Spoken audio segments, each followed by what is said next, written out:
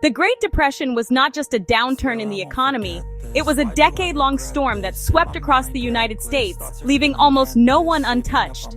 It began with the dramatic stock market crash of 1929, but its roots ran much deeper, and its effects lingered for years, reshaping American society in ways we still feel today.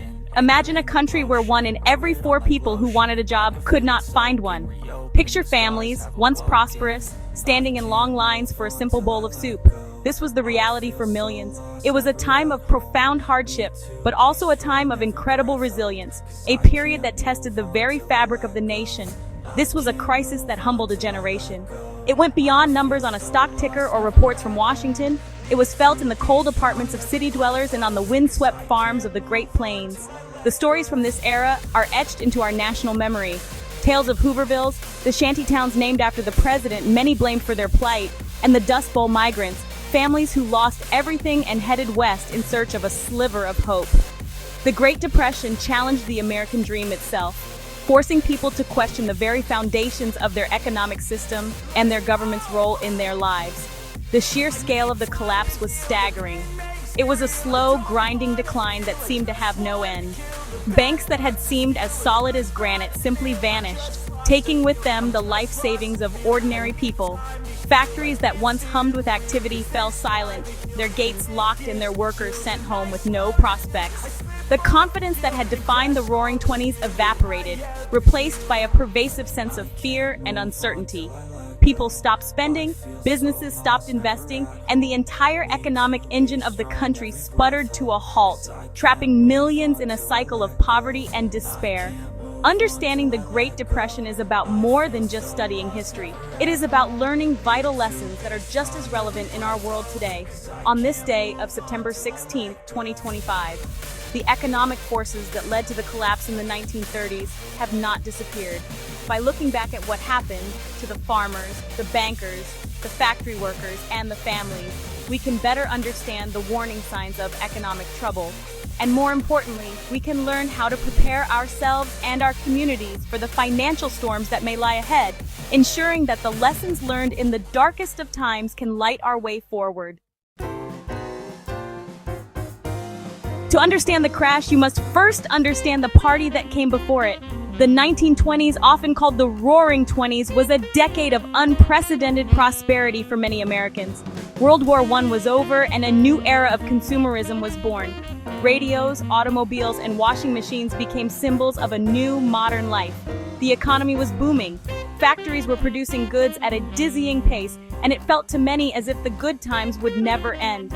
There was a sense of boundless optimism, a belief that anyone could get rich, and the stock market seemed to be the fastest way to do it. This optimism fueled a dangerous trend-widespread speculation. Ordinary people, from teachers to factory workers, began pouring their money into the stock market. Many didn't even use their own money. They bought stocks on margin, which was like taking out a loan from a broker to buy more shares. You might only have to put down 10 or 20% of the stock's price yourself. As long as the market kept going up, it was a brilliant strategy.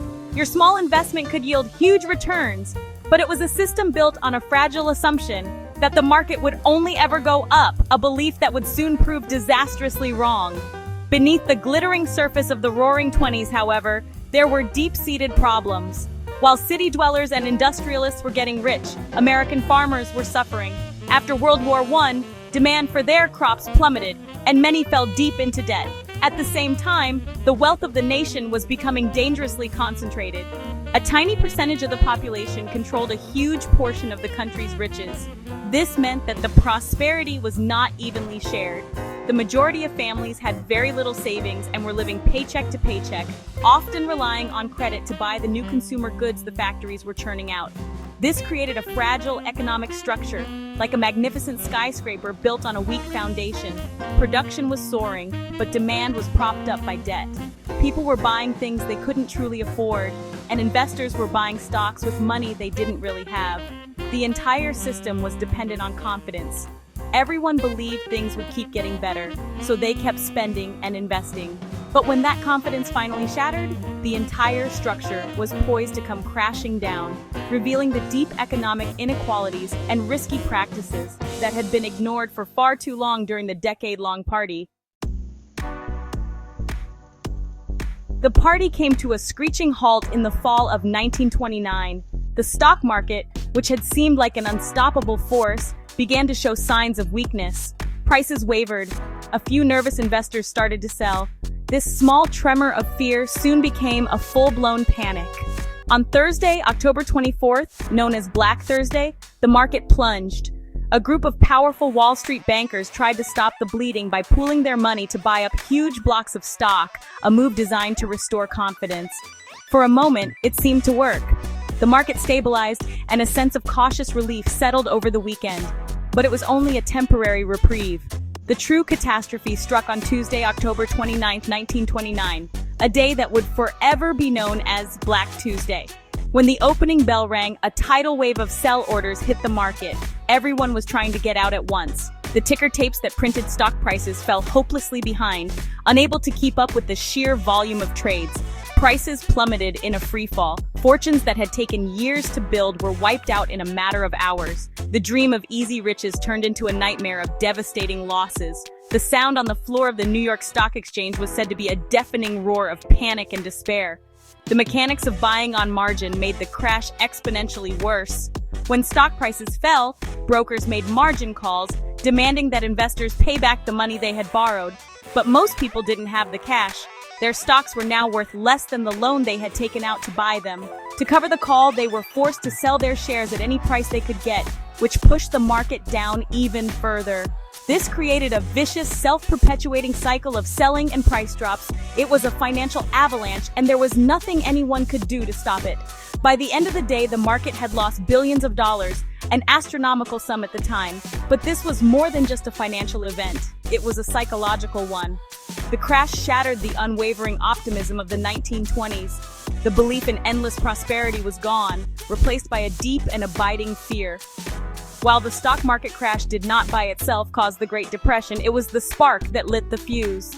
It exposed the underlying weaknesses in the economy and triggered a chain reaction of events that would plunge the nation and much of the world into a decade of unparalleled economic hardship. The music of the Roaring Twenties had officially stopped.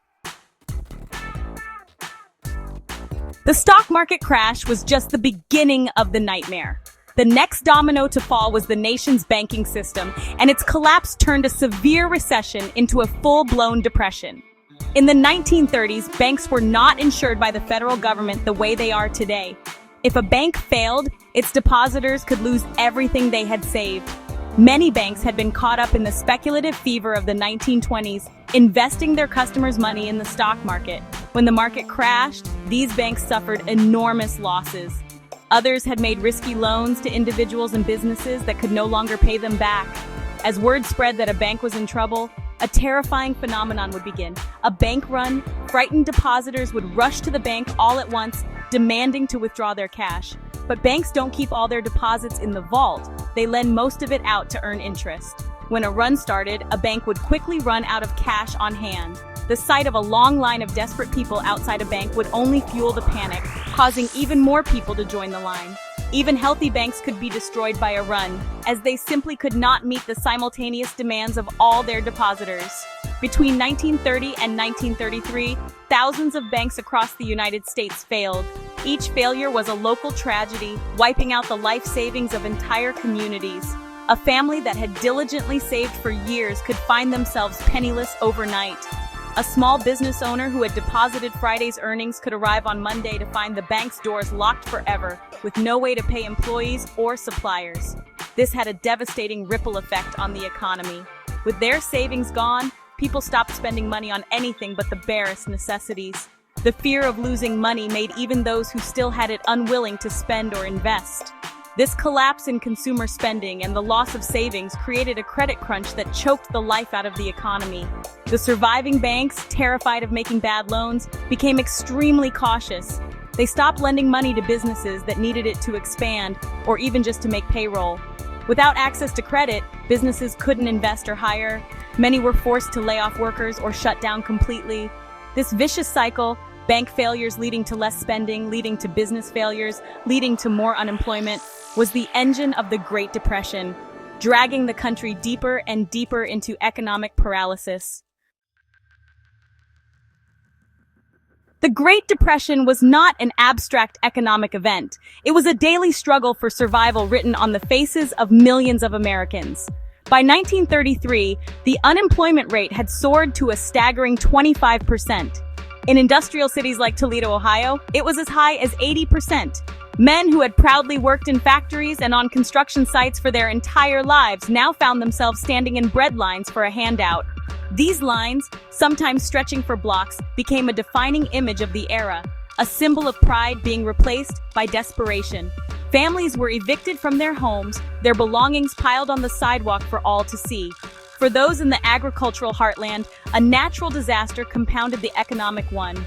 A severe years-long drought hit the Great Plains, turning fertile farmland into a barren wasteland.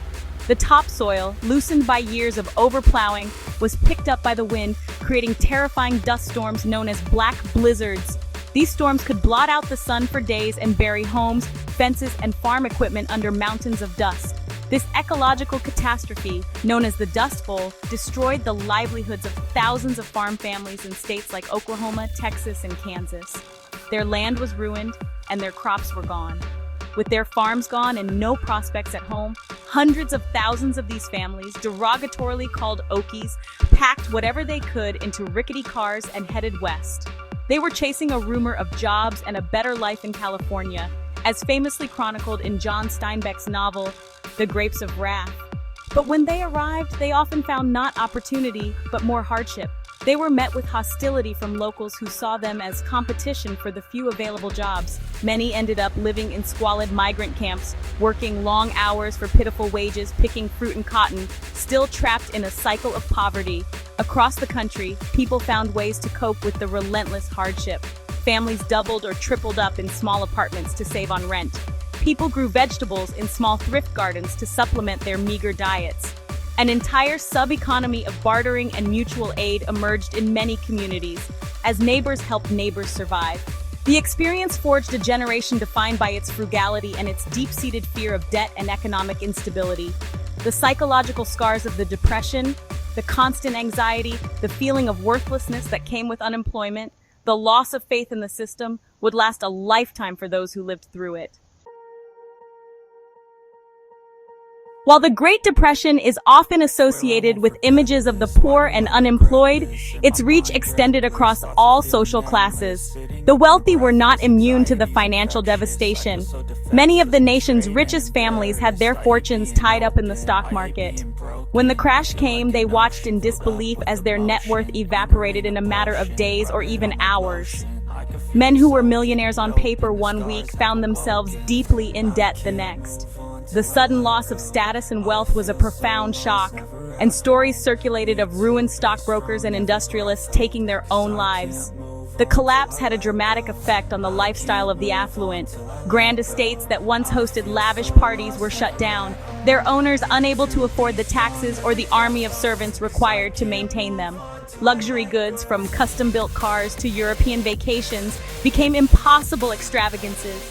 The society pages of newspapers, which had once been filled with tales of debutante balls and high society weddings, now reported on bankruptcies and auctions. For many of the newly poor rich, the hardest part was the social humiliation, the fall from a position of power and prestige to one of anonymity and struggle. One of the most poignant symbols of this reversal of fortune was the sight of formerly well-to-do men selling apples on street corners for 5 cents apiece. This was a common sight in many cities. It was a way for men who had lost their businesses or professional careers to earn a few dollars with some semblance of dignity, avoiding the shame of the breadline. These apple sellers were a stark daily reminder that the economic crisis had spared no one. Seeing a man in a worn but still respectable suit selling fruit was a powerful illustration of how quickly and completely a life could be upended. Of course, not all wealthy people lost everything. Some, who had been cautious and avoided the speculative frenzy, preserved their fortunes. Others saw the crash as an opportunity, buying up stocks, real estate, and businesses at rock-bottom prices, laying the foundation for even greater wealth in the future. Joseph P. Kennedy Sr. famously sold his stocks before the crash, protecting his family's fortune. But for a significant portion of the nation's elite, the Great Depression was a humbling and terrifying experience. proving that the economic ladder could be descended just as quickly as it had been climbed. The crisis blurred the lines between classes in a way America had never seen before. The Great Depression may seem like a distant historical event, but the economic patterns that led to it can reappear. Learning to recognize these warning signs is one of the most important lessons we can take from that era. One of the clearest parallels is the emergence of speculative bubbles, where the price of an asset, like stocks, real estate, or even newer instruments like cryptocurrencies, becomes detached from its fundamental value. People buy not because they believe in the asset's long-term worth, but because they expect its price to keep rising, hoping to sell to someone else at a profit. This greater fool theory is exactly what fueled the stock market boom of the 1920s. Another critical warning sign is a rapid increase in debt, both for individuals and corporations. In the 1920s, the buy now, pay later culture was new and exciting, but it propped up the economy on a fragile foundation of credit. Today, we can see similar risks in high levels of consumer credit card debt, student loans, and corporate borrowing. When an economy becomes too reliant on debt, it becomes vulnerable. An unexpected shock, like a rise in unemployment or interest rates, can make it impossible for people and companies to repay what they owe, triggering a wave of defaults that can cascade through the financial system, just as it did after 1929. Growing wealth and income inequality is a third and perhaps more subtle warning sign. Before the Great Depression, a very small percentage of the population held a vast majority of the nation's wealth. This created an economy with a very small base of strong consumers. When the wealthy stopped spending and investing after the crash, there wasn't a robust middle class with enough savings and purchasing power to keep the economy going. Today, as we see a similar concentration of wealth at the very top, it raises questions about the stability of our own consumer-driven economy. An economy that doesn't work for everyone is ultimately less resilient. Finally, we should be wary of a widespread belief that this time is different. This is a common refrain during economic booms, used to dismiss concerns about risk. In the 1920s, prominent economists and politicians declared that the country had reached a permanently high plateau of prosperity. They believed new technologies and financial innovations had made old economic rules obsolete. This kind of overconfidence can lead to complacency and a failure to see the risks building up in the system. History teaches us that the fundamental principles of economics and human psychology do not change. Skepticism and prudence are always wise, especially when everyone else is euphoric. The lessons of the Great Depression are not just for governments and economists, they offer practical guidance for individuals and families today. The single most important step anyone can take to prepare for economic uncertainty is to build an emergency savings fund. This is the foundation of financial security. The families who lost everything when a bank failed or a job disappeared were those with no cash reserves. Financial experts generally recommend saving enough to cover 3 to 6 months of essential living expenses, things like housing, food, utilities, and transportation. This fund acts as a personal safety net, giving you time to find a new job or navigate a crisis without going into debt. Diversifying your income sources is another powerful strategy drawn from the lessons of the past. During the Depression, a family that relied on a single factory job was completely devastated when that factory closed. Today, this could mean developing a side hustle, doing freelance work, or learning a new skill that could provide a secondary stream of income. It doesn't have to be a huge moneymaker. Even a small amount of extra income from a different source can provide a crucial buffer if your primary job is lost. This approach builds resilience, ensuring that not all of your financial eggs are in one basket. Managing and reducing debt is also critically important. The 1920s showed how debt can amplify a downturn. People who bought stocks on margin were wiped out, and those with large mortgages or consumer loans were the first to lose their homes and possessions. In our modern world, this means being cautious with credit cards, car loans, and other forms of borrowing. Creating a plan to pay down high-interest debt aggressively frees up your income and reduces your financial risk. Living below your means and avoiding the temptation to finance a lifestyle you can't truly afford is a timeless principle of financial prudence, forged in the hardship of the 1930s. Finally, investing in yourself and your community provides a different kind of security. This means continually learning new skills to stay relevant in the job market. It also means building strong social connections. During the Depression, communities where neighbors helped each other fared better than those where everyone was on their own. Knowing your neighbors, participating in local groups, and building a network of mutual support can be just as valuable as a savings account. A strong community is a resilient community, able to pool resources and provide emotional and practical support when times get tough. A lesson that is as true today as it was 90 years ago. The Great Depression was more than a decade of economic despair. It was a crucible that fundamentally reshaped the United States.